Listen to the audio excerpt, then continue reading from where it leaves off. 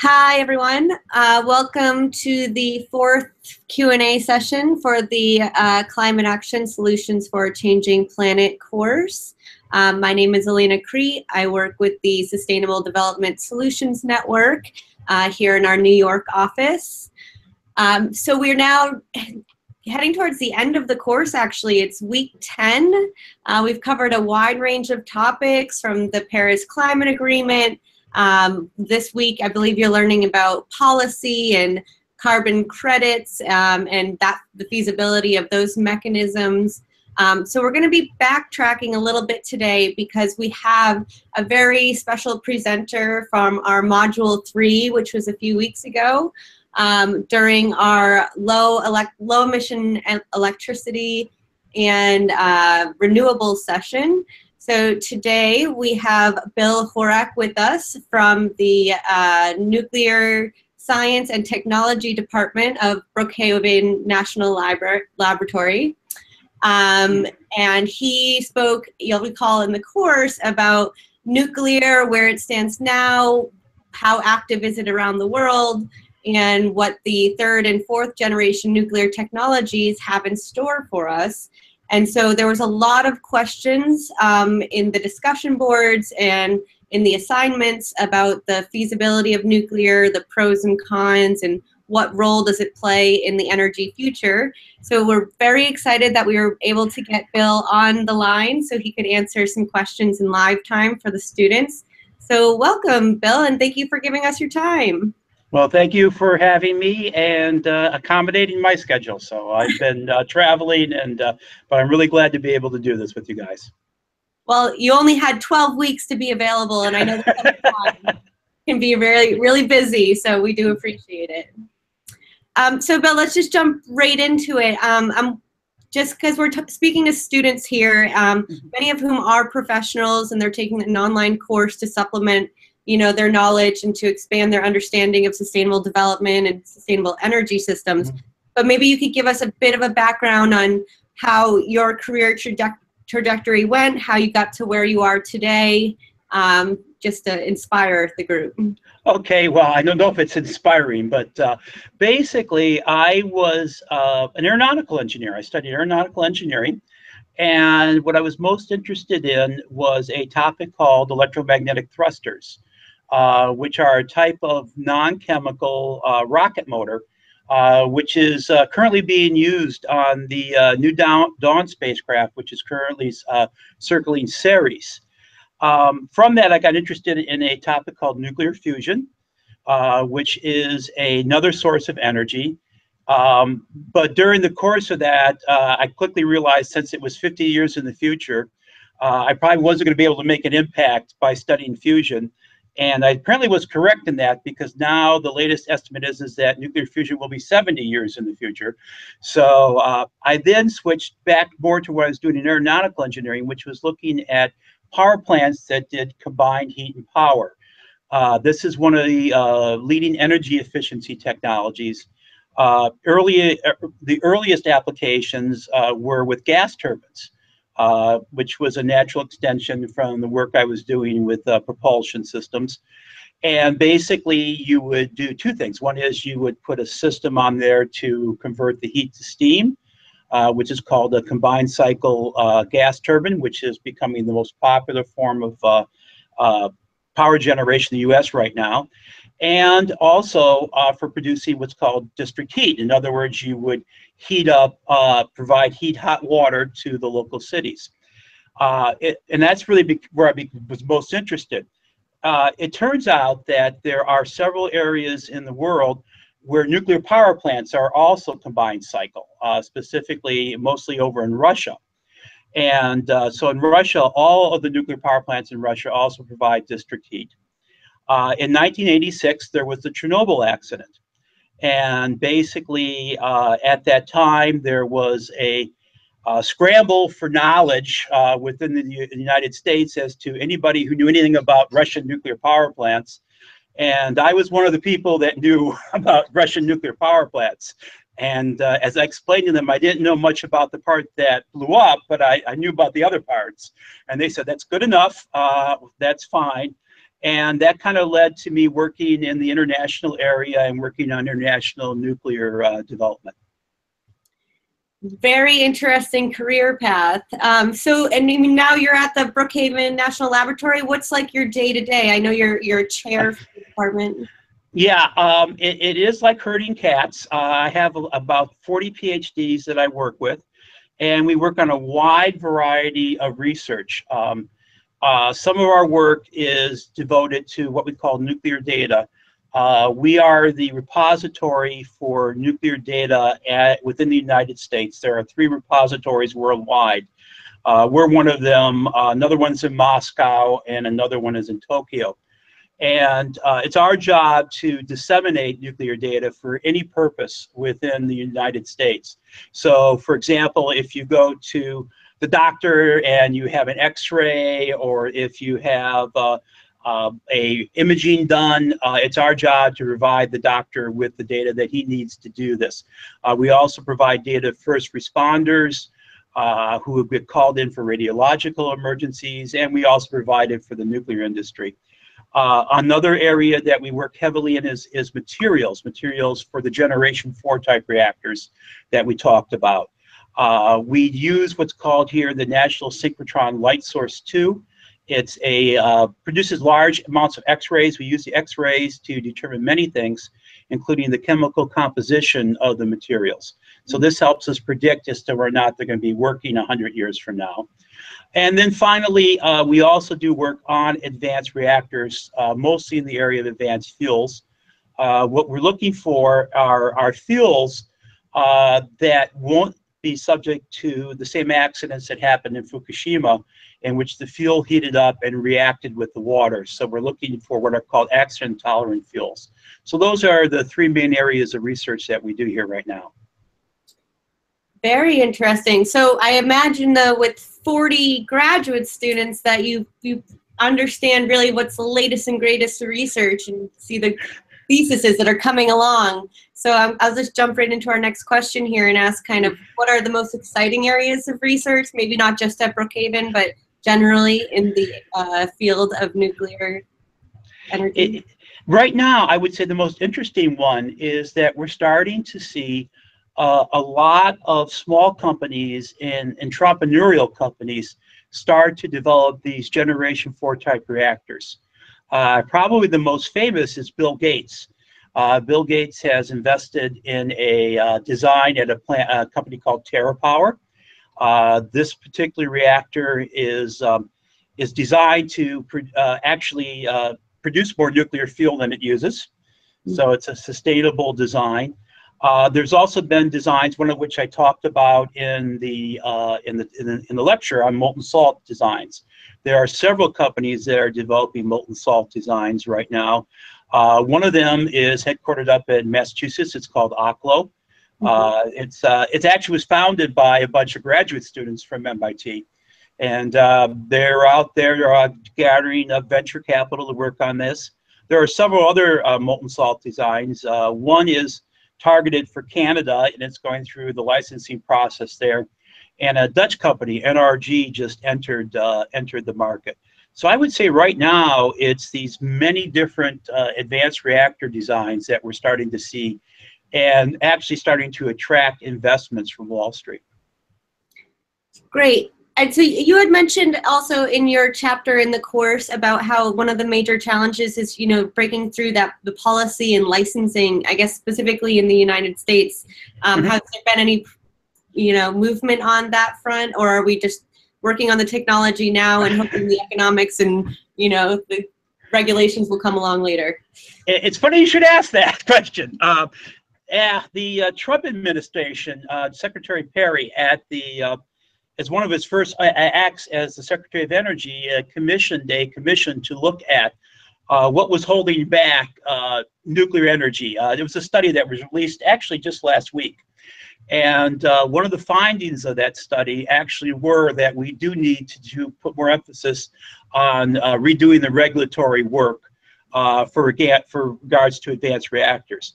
Now, the Nuclear Regulatory Commission already has a task force going on this, but I think the result of this report was we'll see even a greater acceleration in this regulatory reform.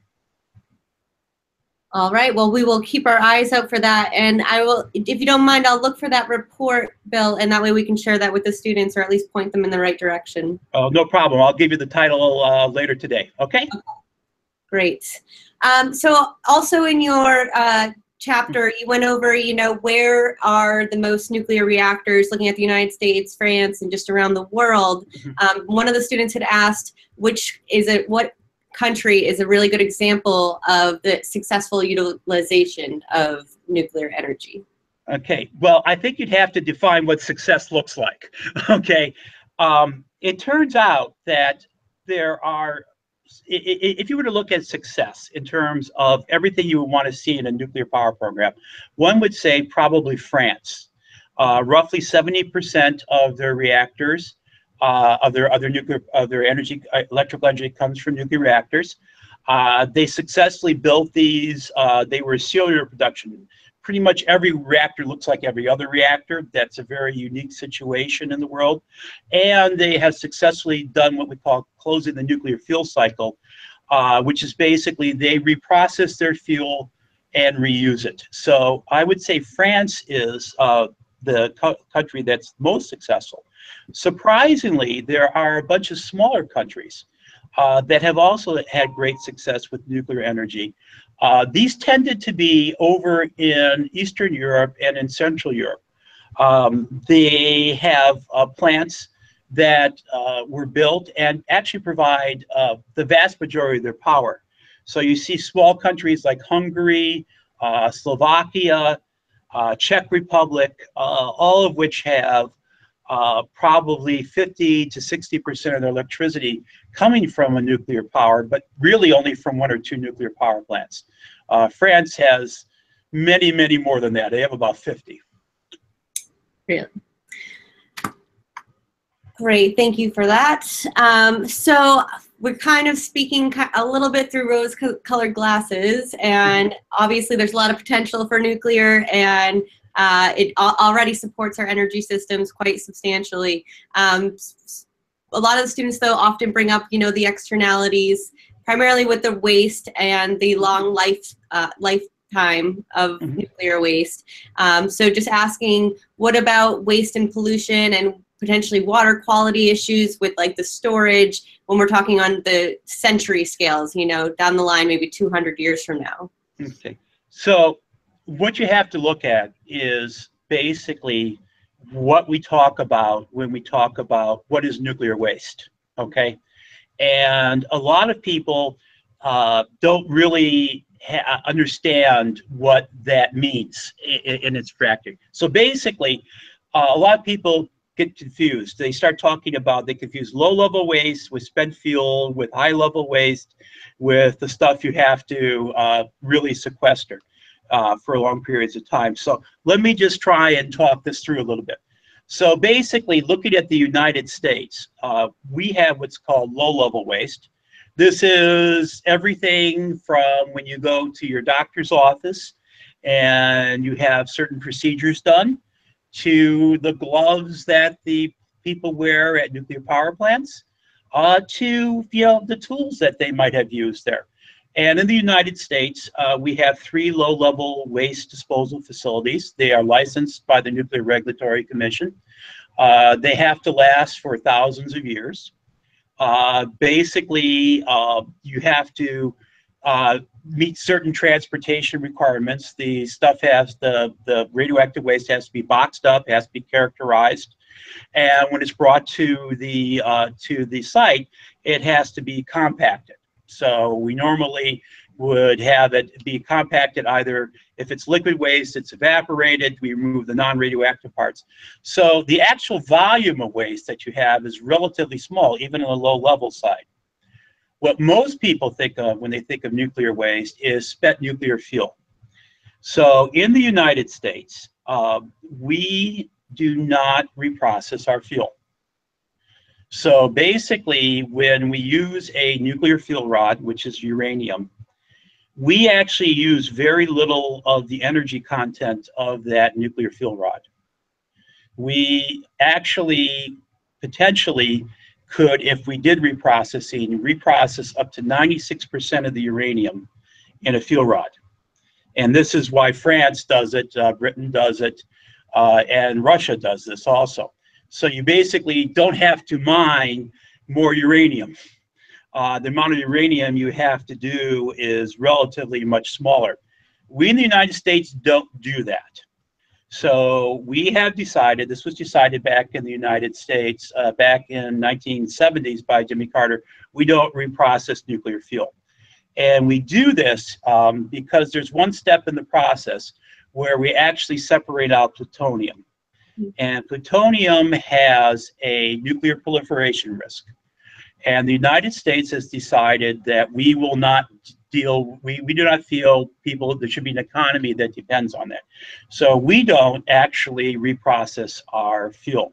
So this increases the volume of high-level waste that we have to deal with by about a factor, some people say 100 to 1,000, because we're keeping stuff around that is useful, that we can reuse, that we can recycle, and it entails us also having to mine more uranium. So we have that end of it that we have to deal with. Nevertheless, in terms of spent nuclear fuel, if every fuel rod were to be bundled up and used and put into what we call dry storage, a concrete storage, it would basically fit on the size of about 2 or 3 football fields. We're talking about an area that has to be sequestered. It's very small, and that's always the thing you have to remember about nuclear power, which is what makes it attractive, is the footprint for everything is tiny compared to generation, compared to storage, everything else. So when you look at these waste problems, normally people think of this spent fuel problem, but even that's in a relatively small area. Now, where the stuff is that has to be sequestered for long periods of time, and which is what we deal with, is the high-level waste. And this consists of a relatively small amount of the spent fuel, which is why a lot of the countries basically go to the reprocessing.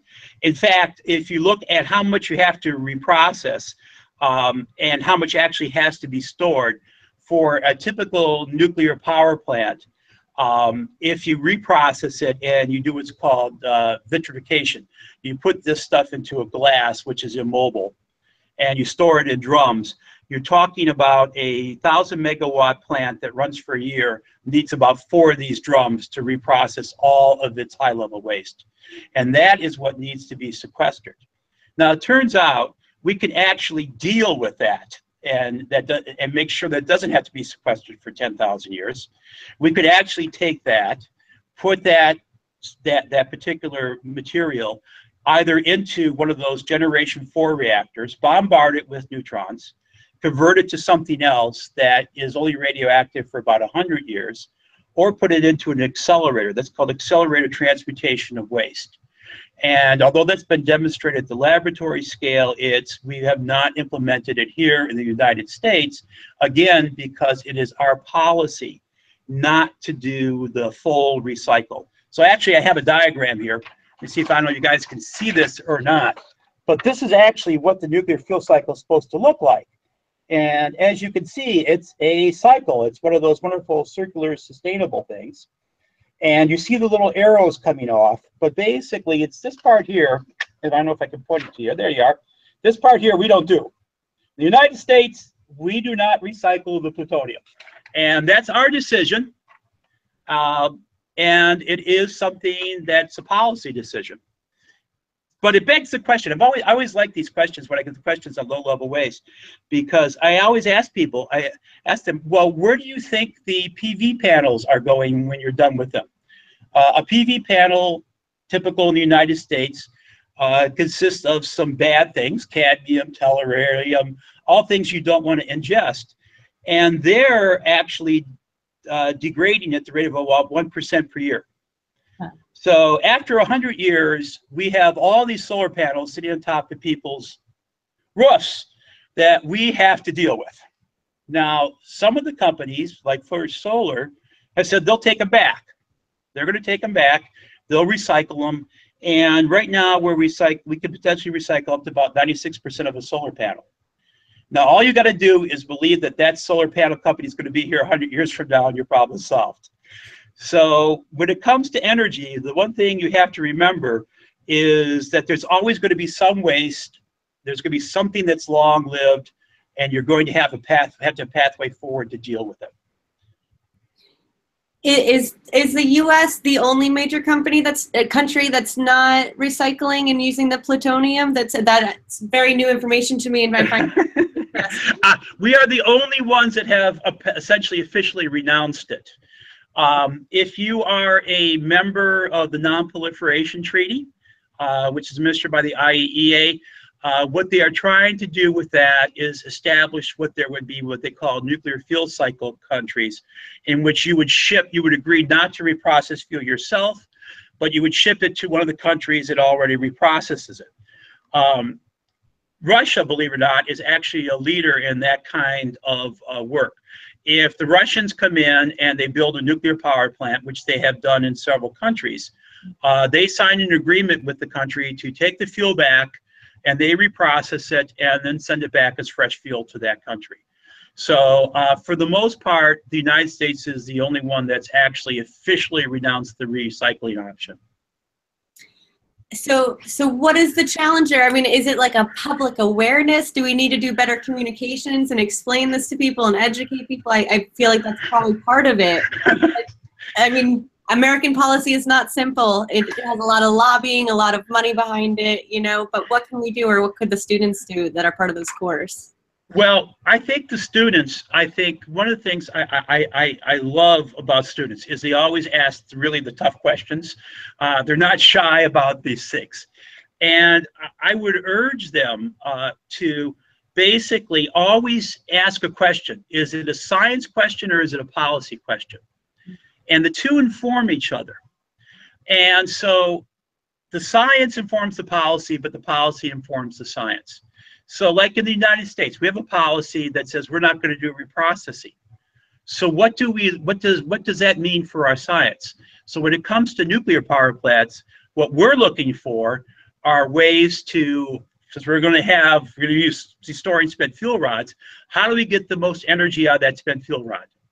Okay, how do we do a storage of that spent fuel rod that's going to last for 10,000 years instead of 100 years, like everybody else is dealing with right now? So those that drives the science. So that drives the science, for example, for Yucca Mountain. I mean, we are going to put the spent fuel rods in there.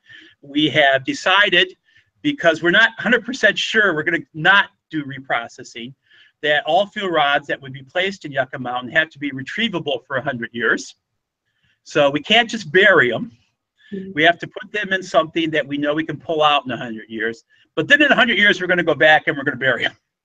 So then they have to be good for 10,000 years or thereabouts. So that's tough science. So the science would say, what the policy people should be doing is developing the appropriate safeguards for the plutonium we reprocess. If that's your concern, then find a way not to deal with the plutonium economy. And that also can be done. And so the two have to work together. So you always have to ask those two questions. How does science affect the policy, and how does the policy impact your science? Thank you.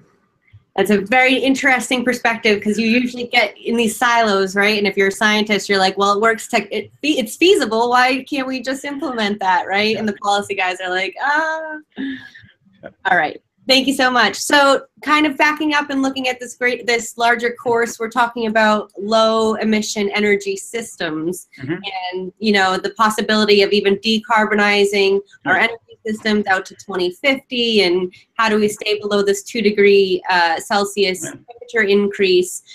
So could you just give us your opinion on how does nuclear play into that, and is it completely necessary if we're going to achieve those goals outlined in the Paris Climate Agreement? Okay. Well, so basically, is any technology completely necessary? As a technologist, I will tell you, no technology is completely necessary, because everything, I can always find you a workaround for any problem, that any policy decision that you make. And that's just our job. Okay. We sit down, we run scenarios every day to inform the policymakers about what they're doing. What we have learned, if we want to make the 2-degree scenario, that we will almost certainly have to expand nuclear energy. And the reason is that because a lot of our electrical systems depend on large central generation. And the only large central generation we have right now that is low carbon, nothing, remind you, nothing is carbon free, is nuclear. Okay, we've tried carbon capture and sequestration. We aren't there yet. There's no way around it. We've tried a solar thermal, where we basically heat up a working fluid, usually a molten salt, and then we store the salt at night, so that way we have a constant flow of power from the solar thermal. We are not there yet on storage. Most of the scenarios that we've looked at, for example, that do a pure solar thing, depend on us solving the storage problem. Both on a lot of scales. I mean, from the scales of the house to the community to large central scale. And we don't have those solutions yet either. So we're kind of stuck with, if we have a grid that depends on large central generation, then nuclear has to be a piece of that. Okay. So I don't know if one of the students, Sarah or Clara, had mentioned a report by Greenpeace that mentioned pathways to 100% sustainable energy and 100% renewables. Yeah. Have you seen the report and comment? Well, I'm familiar with the Greenpeace reports, and the last one I have not looked at the 2017 report. I've looked at the 2012 and the 2007. They do them every 5 years. And the thing is, and this is an important part for your students, I think, when you look at these scenarios, because that's what they are, you have to look at the underlying assumptions that are built into the scenarios. And this is very, very important. A lot of them start with the solution. So in other words, they go there and they say, I'm going to do this. I'm going to have a solution that's this.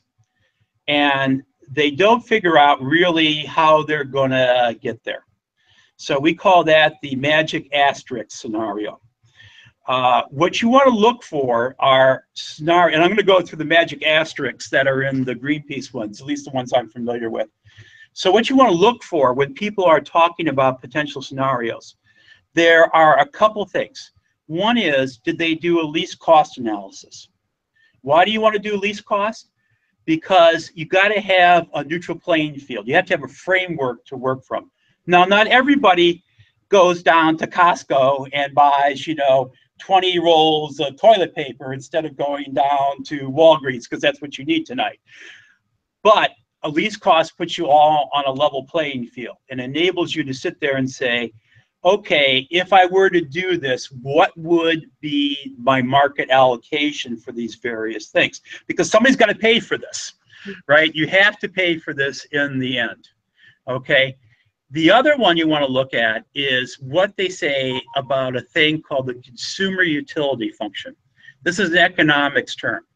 But basically, consumer utility is what you're giving people, providing them with what they want. Now, I have solar panels on my house, and over the course of the year, I'm a net generator, okay? But I depend on the grid people to provide me with power at night, okay?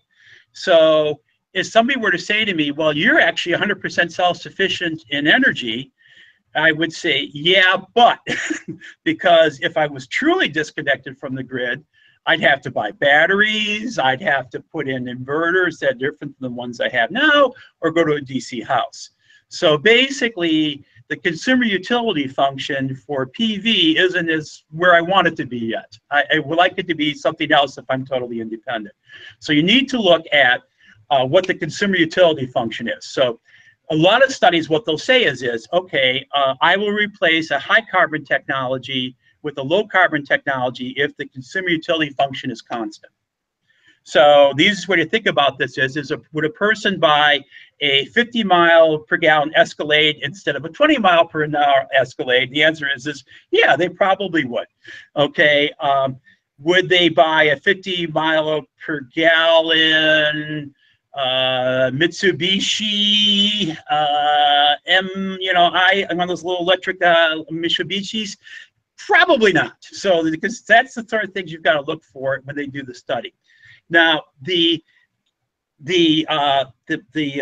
Greenpeace study, at least the 2012 one, I can't really speak to the 2017 study, is basically a lot of, well, we just don't really care what the consumer utility function is because we think you want carbon dioxide lower. You're going to do what we tell you to do. So the two examples that are glaring in that, when you look at it right away, is that they have put in that they're just going to, and let's call this the magic asterisk, that the amount of energy used in the transportation sector will decrease by 60% by 2050. Now, just remember, this they've also stated as their goal that magically we're not going to use any more electricity in 2050 than we're doing right now. It's only going to go up about 5% a year. Now, maybe in the US where we're flat, that's a pretty good estimate. But you think about countries like China and India and the countries in Africa, I'm kind of guessing they're probably going to want more electricity and more energy usage and everything else.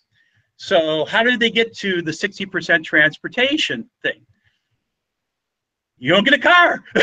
You don't get a car. If you don't get a car, you don't get a car. You're all going to go take public transportation.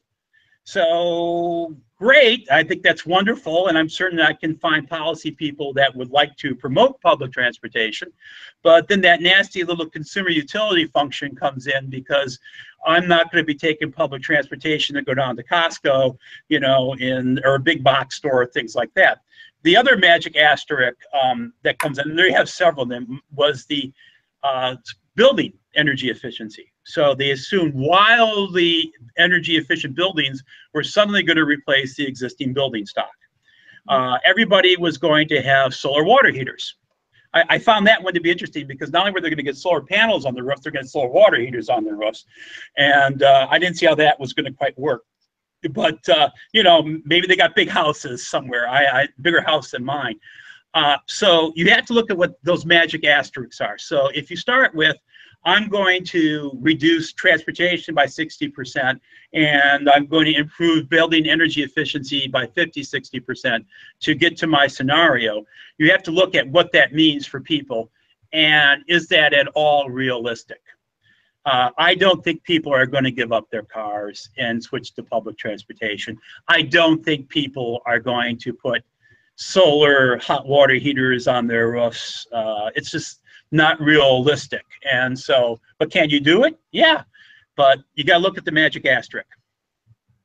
Magic asterisk.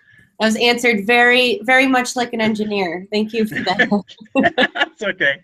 I always look at those assumptions though too, in like any of the nature reports or a lot of these scenarios, like what are these assumptions and what are they grounded in? And sometimes they are just like thrown out there that that's what it's based on, but that's how, when these very complex scenarios, it's what you have to do. Mm-hmm. Exactly, and can't learn from those, but you should just always take them as they are. They're information for you. They're not something that necessarily is implementable. For sure. I think actually the students have been very conscious of that, because one questions that keep coming up, this is obviously a technical course and we're going over technologies and policies, but people keep bringing up, behavioral change. And so we have like this great goal and we're working towards it, but then you have the reality of everyday consumers and people getting, in these habits of this very disposable lifestyle and everything else in this Western world. So we haven't addressed that much in this course, but I think it's a great idea for a future course to dive more into that. I think that's a great thing. I mean, I think a lot of people, especially on demand response, overestimate it. They don't live in the world that we do now. For demand response, like for example, well, people will do their laundry in the middle of the night. You know, you'll put timers on things, you'll throw your stuff in, and it'll be done when you get up in the morning. But you know, most people these days, they're in families that have both parents work. The kids are on an incredible schedule. You do the laundry when you can do the laundry, you know, and you're kind of stuck on that. And so demand response can work. I mean, you can get things out of demand response, but I think you have to be realistic about what you can and can't do. For sure. So, Bill, I'm going to change gears a little bit. We just got a question from Ayesha, who, and I'm not sure, this is not necessarily your expertise, but I'm just going to throw it at you anyway. Okay. But we had talked a little bit about the new administration in the United States, and she's asking the exit of the U.S. from the Paris Agreement, how that may affect the politics and behavior of rapidly developing economies like China and India. Well, that's a tough question. It's not really my area of expertise, and I really can't comment, you know, on what the administration's policies will or won't be. I thought that my own personal opinion is this, and it's totally personal. It's not a representation of my institution or the Department of Energy. I thought the Paris Accords were a pretty good deal for everybody. I think it took a first step. We still have a ways to go on it. I think if you look at the plans for China, I think they're stepping away from coal, which is a good thing. They are exploring all other alternatives, especially beyond nuclear. I mean, they really are exploring solar, they're exploring other things.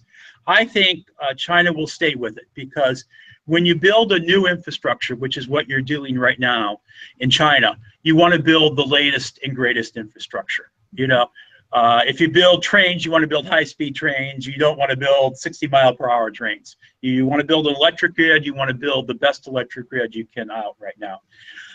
India is a different case. India is more coal dependent. Their electric grid is really not as developed as they would like it to be. They face more challenges. I think what will be interesting to see is what happens in the countries in Africa and in the developing regions as to where they go. We do see some of the other countries, such as Vietnam and Indonesia, who were going to develop with a kind of a central generation model for electricity, backing away from that now and going to a decentralized one. So, and decentralized ones, I think, are inherently, if you can do it from scratch, are going to turn out to be less carbon intensive for the most part, especially in those areas. But we'll see. I think our polling out, I don't think will affect China. Not sure about India, and I'm hopeful for the rest of the world. So, it's good to hear optimism. Okay. All right, and I have another question, kind of changing gears again, but going towards the carbon capture and sequestration, which has been another really interesting topic for the students. It keeps getting brought up almost in every chapter. Mahood mentioned negative emission technology, or NET, yeah. And what their potential role is in the sustainable energy system. Right. Again, I know this is not necessarily a nuclear question, but we'd love to hear your opinion. Well, I'll tell you everything I learned from Klaus Lochner. So, did you get Klaus to do that module, by the way? No, you didn't get Klaus. Okay. Well, Klaus Lochner is a professor at Columbia, and he has proposed that this is the way to go. I mean, he sincerely believes that what we should do is continue to use fossil fuels, but then use renewables to mine carbon dioxide from the atmosphere. And he believes this is the mechanism to do. Why does he say that? Because, well, basically the intermittency, or as we now say, a variable renewable energy source. This is a new term from the Trump administration. There is no longer intermittent energy sources. There are variable renewables. And so a variable renewable energy source for sequestration, using that for sequestration, doesn't matter, right? If the wind doesn't blow and you don't mine that much carbon dioxide that day, well, you'll mine more tomorrow. And so he and I forget the name of the gentleman. There's a gentleman up at, I believe, the University of Alberta in Canada. Truly believe this is the way to go. That basically, because of the amount of fossil fuels that we have, which is probably in the 200 to 300 year range with available technologies, that what we should do is basically go to this type of thing. I don't know. I mean, to me, who's paying to mine the carbon dioxide? And then in Klaus's proposal, he wants to turn it into a carbonate, which is like chalk. And like he says, oh, gee, wouldn't it be great to build like the White Cliffs of Dover, all over the world? And I'm like, yeah, I've seen the White Cliffs of Dover. I did it once. I'm happy. I'm not sure this is the sort of thing like Disneyland's where you need like 6 Disneylands in the world. But, but that's his, thing there. And the numbers, the numbers work, but it works with our current technology. I would prefer to believe that someday down the road, we're going to beat we'll find a way to integrate variables, renewables with central station generation and with storage that's going to make everything work for us. All right, another optimistic answer. So yeah. We have it figured out. Well, I'm an all the above kind of guy, and I really believe that by all the above, we get to the answer. Wonderful. All right, so I don't have any questions, so I will just throw that out there for everyone listening, that if you have any, itching questions, to type them in now. But as just a kind of a wrapping up and final thought, we have a lot of students on here who are working to refine skills and get involved and, jump into a career in either sustainable energy or sustainability generally. So I'm just wondering, since you already work with so many students and you have a very impressive background, what skills you would recommend, or what courses or what news to listen to, what should they be looking at to learn more? I would, okay, so first off, of course, I can't recommend science and engineering courses enough because, it really does, you need to understand when the magic asterisk comes in on something that somebody, just isn't realistic. But I believe strongly in that economics and policy courses are very good for you. I personally learned a lot from when I took macroeconomics. The ability to understand why certain technologies are unable to penetrate the marketplace and why certain technologies fail in the marketplace. I thought was a very valuable part of my training. As I said, I started off in combined cycle and looking at combined heat and power, okay? And the idea of, from a thermodynamic point of view, from an engineering point of view, the normal efficiency of a normal power plant would be 30 to 40%. Combined cycle gets up to 50. You go to combined heat and power, you're generating 60 to 70%. You can get way, way up there in the efficiency. But what I didn't realize is there's no market for district heat in the United States. Nobody wants that, okay? Everybody in the United States wants to be able to go in and have the shower in their house be at the temperature that they want it. They don't want somebody else telling them what the temperature is going to be. They want their house to be at the temperature they want it. So there's no market for that. So yes, it is a wonderful energy efficiency solution. Nobody wants that energy efficiency solution. I can make very energy efficient houses by putting a 15-foot berm up the side of your house, burying it underneath the earth, and putting itty bitty little windows in it, Nobody wants to live in that house, okay? So being able to understand market pull versus technology push is a very important part. And however you learn how to do that, I think can't be underestimated. And then the final thing I would recommend that you learn how to do and this is only said in semi-jest, is learn how to talk to lawyers. Because if you're going to be working in these areas, you're going to be bumping into lawyers sooner or later. And they don't talk English like the rest of us. And so you have to be able to break things down. They're very logical. They are very piece by piece people. And so if you want to jump from, okay, in order to get to near zero carbon, I have to do this. You're going to have to break down for them every step of the way. And you're going to have to go through with them the alternatives and explain it in a very logical, straightforward manner.